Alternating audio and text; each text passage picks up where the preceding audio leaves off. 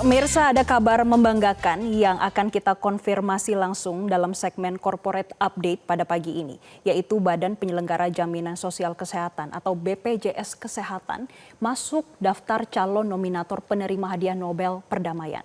Kabar ini akan kami konfirmasi langsung dan kami dapatkan langsung dari BPJS Kesehatan. Dan langsung saja pemirsa kita konfirmasi kabar membanggakan ini kepada Direktur Utama BPJS Kesehatan, Profesor Ali Gufron Mukti yang sudah hadir di studio Metro TV pada pagi hari ini.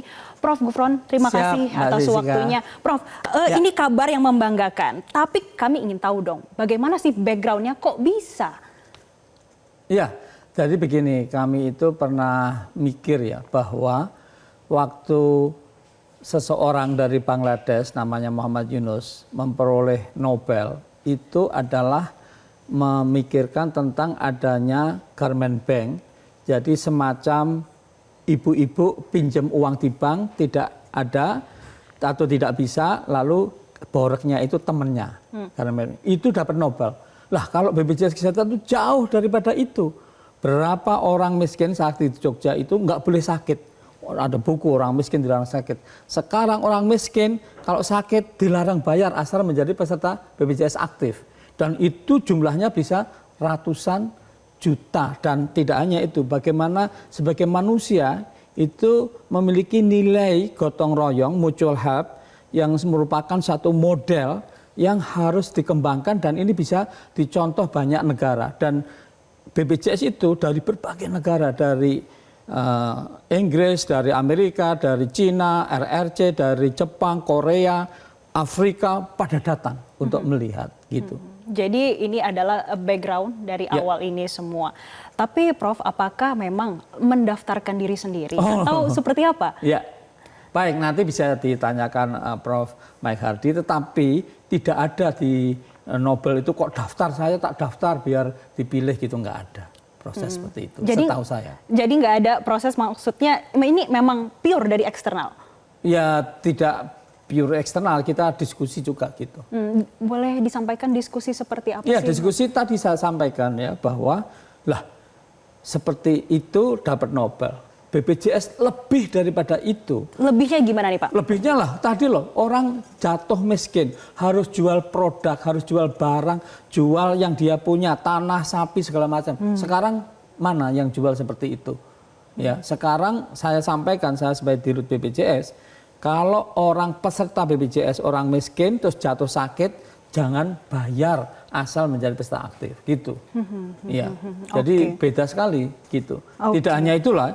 Tadi setiap saat dulu itu, mohon maaf ya, jarang di dunia ini yang dalam waktu 10 tahun ya, atau 11 tahun, 10 tahun bisa mencapai hampir seluruh penduduk. Sekarang peserta BPJS itu sudah lebih dari 99%. 98% sudah terlewati dalam waktu yang sangat singkat. Di negara mana yang seperti itu? Kayak gitu. Jadi ini luar biasa, tetapi semua ini dasarnya adalah value, nilai, yaitu gotong royong, dan gotong royong semua tertolong. Oke, gotong royong maka dari itu semuanya tertolong. Itulah yang menjadi background. Dan sekarang kita juga akan berbincang karena sudah bergabung bersama kami pemirsa, ada Profesor Mike Hardy dari Center for Peace and Security Coventry University dari United Kingdom already join with us. Professor Hardy? Good morning. How are you? Yeah, Professor, we already heard the insight from Professor Gufron today about the BPJS Kesehatan. Now we want to confirm with you, is it correct that you propose BPJS Kesehatan to be nominated for the Nobel Peace?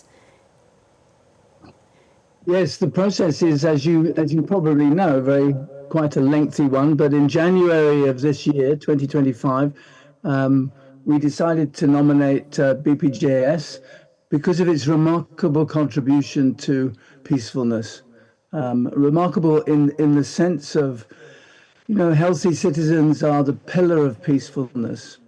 And much of our work at the Center for Peace and Security at Coventry University focuses not just on peace as an absence of war and violent conflict, but also peacefulness in communities and the impact of peacefulness on ordinary lives and ordinary people.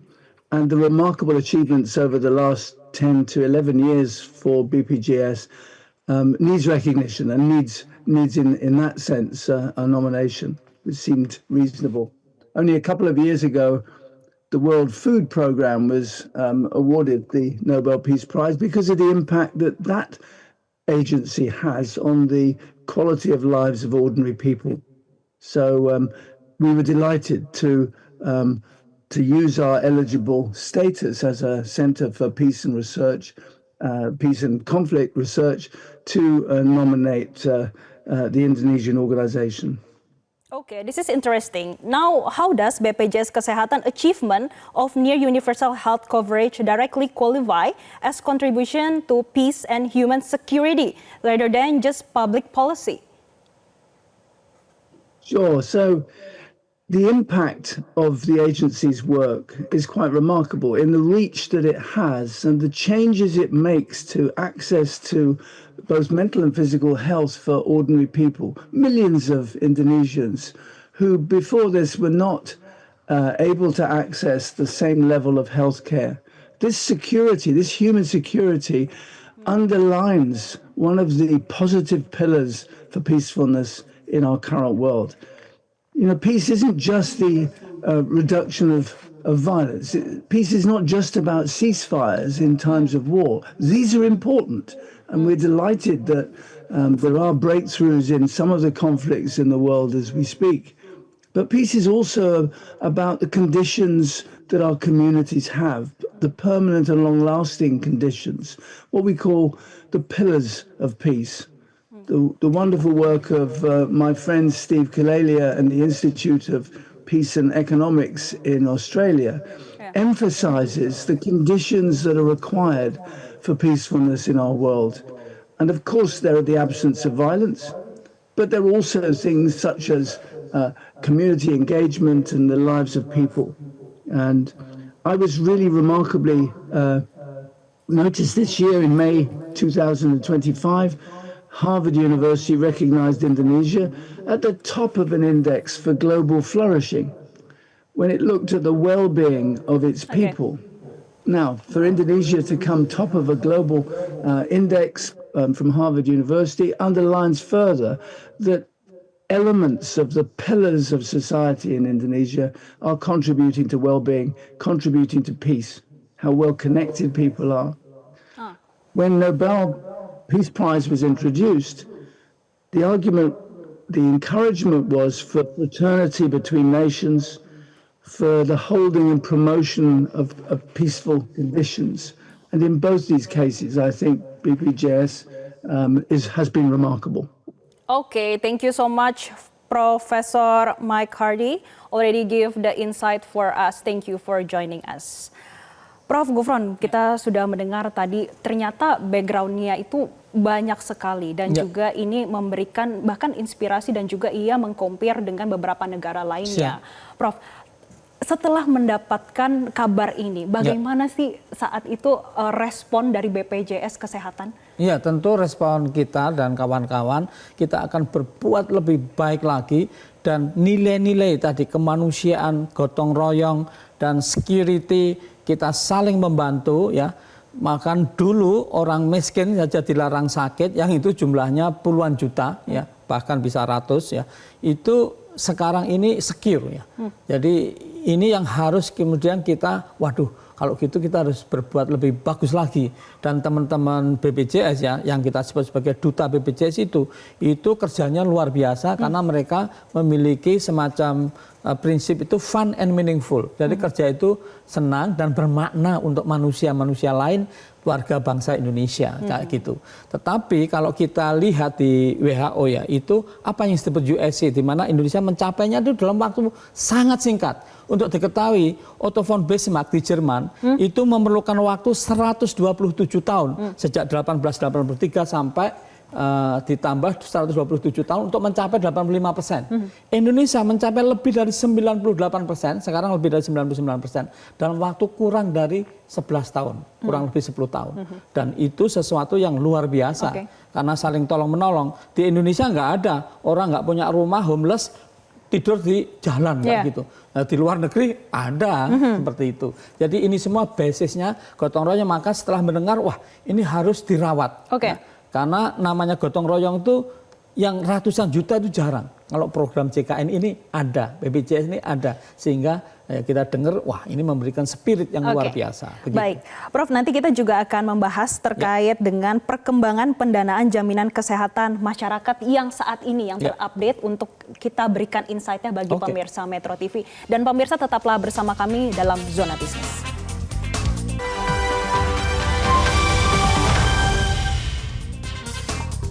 Terima kasih pemirsa, Anda kembali menyaksikan Zona Bisnis dan kita lanjutkan dialog bersama dengan Profesor Ali Gufron Mukti. Prof Gufron, tadi kita sudah membicarakan terkait dengan background, kemudian yang menjadi salah satu kata kunci adalah gotong royong. Tapi tentunya gotong royong ini diperlukan inovasi dan juga berbagai program untuk menggaet.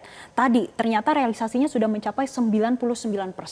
Program apa dan inovasi apa yang dilakukan BPJS Kesehatan? Iya, inovasinya itu terlalu banyak. Bahkan kami sampaikan tiada hari tanpa inovasi. Kita bikin tempat untuk inovasi, kontemplasi segala macam. Tapi intinya bagaimana memiliki nilai tambah. Tidak berhenti di situ ya. Kita ada program namanya Pesiar. Pesiar itu P-nya itu petakan, sisir ya dari rumah ke rumah. Siapa yang belum menjadi peserta ditanya kenapa ya, diadvokasi. Kalau miskin ya kita bantu urusin ya. Nah, kalau dia kaya ya harus bayar kayak gitu.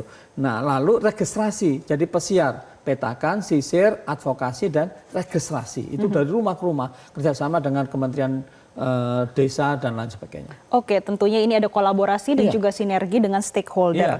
Pak, tapi terkait dengan BPJS Kesehatan yang ditanyakan adalah seperti apa saat ini perkembangan pendanaan jaminan kesehatan masyarakat? Apakah ada update terkini Pak yang perlu diketahui masyarakat? Iya, yang jelas waktu kami masuk itu sudah cukup lumayan tapi aset netonya defisit. Tiba-tiba jadi positif dan positif terus. Nah, lama-lama memang akhirnya kan kalau tidak ada kontribusi yang cukup kan bisa menjadi kurang. Sekarang sedang dipikirkan ada 8 senario. Nah, 8 senario itu agar apa?